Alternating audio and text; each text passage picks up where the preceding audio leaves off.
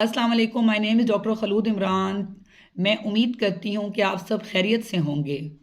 आज मैं यहाँ पे एक बहुत ही कॉमन क्वेश्चन डिस्कस करूँगी कि फ़ीमेल्स ये पूछती हैं हमल के दौरान कि क्या सफ़र करना महफूज है या नहीं है।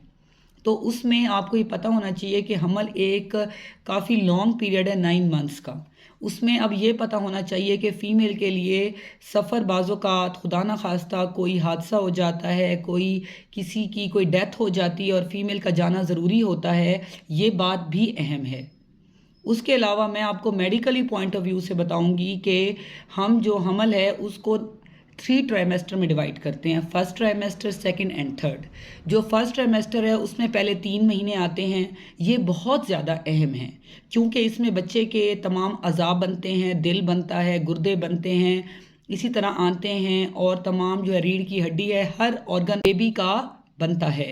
इसलिए आपको कोशिश करनी चाहिए कि इस टाइम में सफ़र से परहेज़ करें।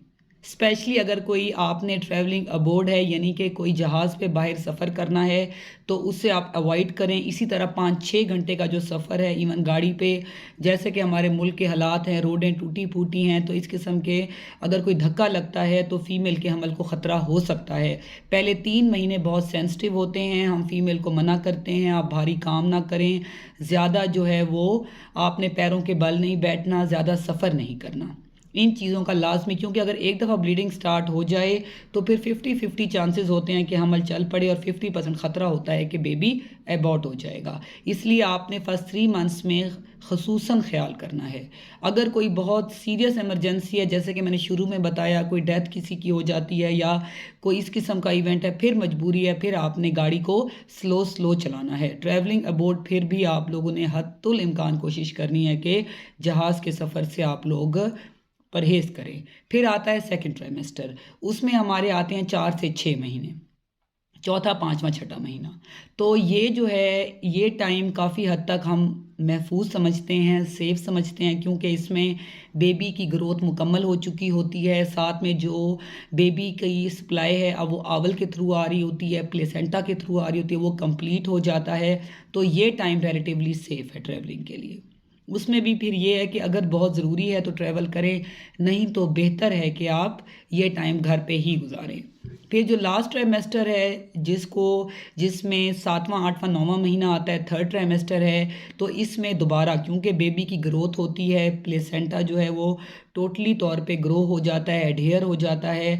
तो इस टाइम पे हम फीमेल को स्पेशली कहते हैं कि ट्रैवल नहीं करना आपने। उसमें फिर वही आता है कि अगर कोई बहुत मजबूरी है तो आप कोशिश करें, क्योंकि अगर इसमें 4 से 5 घंटे का ट्रैवल किया जाए तो पाँव सूज जाते हैं, ऑटोमेटिकली ब्लड फ्लो जो है वो अफेक्ट होता है, सारा पानी नीचे की तरफ पूल डाउन हो जाता है। तो फीमेल के लिए ख़ुद भी काफ़ी ये परेशान कुन होता है कि 5-6 घंटे गाड़ी में बैठने के बाद जो फीट हैं वो इतने स्वेल हो जाते हैं, फेस स्वेल हो जाता है, तो फीमेल ऑटोमेटिकली परेशान होती है और ब्लड फ्लो अफेक्ट होता है। और साथ में हाइपर कोएगुलेबिलिटी स्टेट होती है। ये एक नॉर्मल हमल का इफ़ेक्ट है जिसमें जो है वो खून जमता है। इसलिए जो है कोशिश करनी है कि आपने इस टाइम में ज़्यादा ट्रैवल नहीं करना। उसके अलावा आप लोगों ने कोशिश करनी है कि अच्छी डाइट लें, अच्छा लाइफ़स्टाइल रखें। 9 मंथ का एक लॉन्ग टाइम पीरियड होता है जो कि घर में फ़ीमेल कहती हैं जी काफ़ी मुश्किल है गुज़ारना, तो लेकिन वो आपने गुज़ारना है अपने बच्चे के लिए और माँ के लिए भी, क्योंकि हमारे लिए जितनी माँ कीमती है उतना बच्चा भी कीमती है। इसलिए अगर आप वो टाइम अच्छे तरीके से गुज़ारेंगी और एक सेफ़ जगह पे गुज़ारेंगी और सेफ़ तरीके से गुज़ारेंगी तो माँ और बच्चा दोनों महफूज रहेंगे। Stay safe, stay healthy. Thank you so much. अल्लाह हाफ़िज़।